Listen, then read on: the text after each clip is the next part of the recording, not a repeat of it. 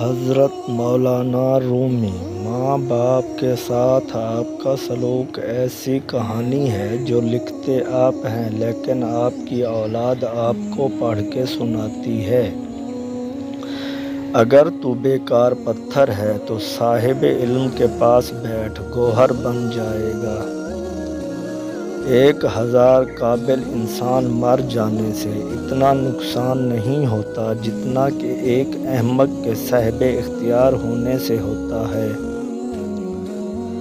خبردار، بہت سے شیطان انسانوں کی صورت میں ہیں، بس ہر شخص کے ہاتھ میں ہاتھ نہیں دے دینا چاہیے۔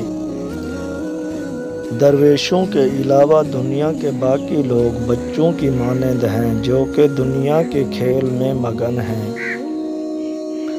اس دنیا میں کوئی خزانہ سانپ کے بغیر، کوئی پھول کانٹے کے بغیر اور کوئی خوشی غم کے بغیر نہیں ہے۔ جبرائیل کی طاقت خوراک کی وجہ سے نہیں بلکہ اللہ تعالیٰ کے دیدار کی وجہ سے ہے۔ تھوڑی دیر کے لیے قبرستان جا اور خاموشی سے بیٹھ اور ان بولنے والوں کی خاموشی کو دیکھ۔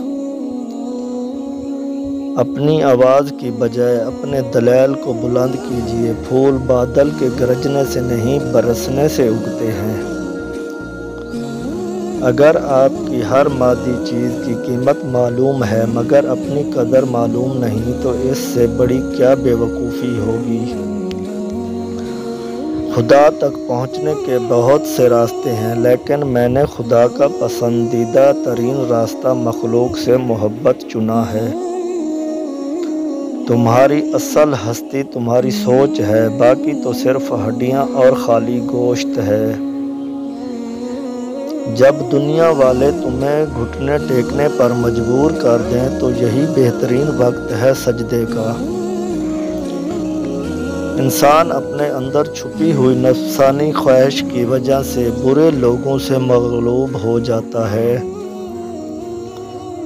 مولانا رومی سے کسی نے پوچھا، زہر کیا ہے؟ ہر وہ چیز جو ہماری ضرورت سے زیادہ ہو زہر ہے، جیسے قوت، دولت، اقتدار، بھوک، لالچ، محبت اور نفرت۔ اگر میرا علم مجھے انسان سے محبت کرنا نہیں سکھاتا تو ایک جاہل مجھ سے 1000 درجے بہتر ہے۔ جو درد تم محسوس کرتے ہو وہ پیغامات ہیں، انہیں غور سے سنو۔ میں نے بہت سے انسان دیکھے ہیں جن کے بدن پر لباس نہیں ہوتا اور بہت سے لباس دیکھے ہیں جن کے اندر انسان نہیں ہوتا۔ عقل قبر سے آگے نہیں دیکھ سکتی، قبر سے آگے عشق کا قدم اٹھتا ہے اور عشق ایک جست میں زمان و مکان والی کائنات سے آگے نکل جاتا ہے۔